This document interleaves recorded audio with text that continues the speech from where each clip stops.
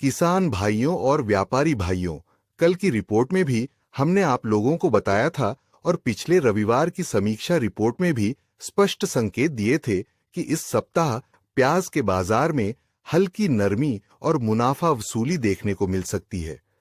वर्तमान बाजार की चाल बिल्कुल उसी दिशा में आगे बढ़ती हुई दिखाई दे रही है।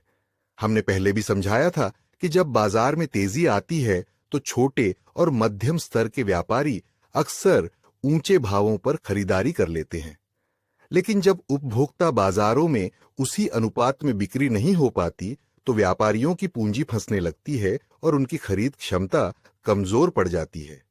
इसका परिणाम बाजार में हल्की गिरावट और नरमी के रूप में दिखाई देता है।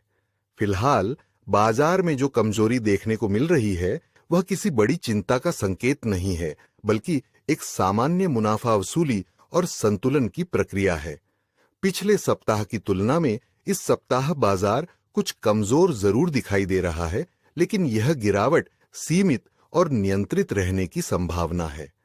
इसके बारे में भी हमने चर्चा किया था आपसे कि जब गिरावट आएगी तो उससे घबराना नहीं है। अब बाजार निचले स्तरों से काफी ऊपर पहुंच चुका है। ऐसे में जो भाव कुछ समय पहले व्यापारियों को महंगे लगते थे, वही भाव अब गिरावट के बाद सस्ते प्रतीत होने लगे हैं। यही बाजार की मनोवैज्ञानिक स्थिति होती है। इसलिए आने वाले दिनों में हर गिरावट पर व्यापारियों की खरीदारी बढ़ने की संभावना बनी हुई है।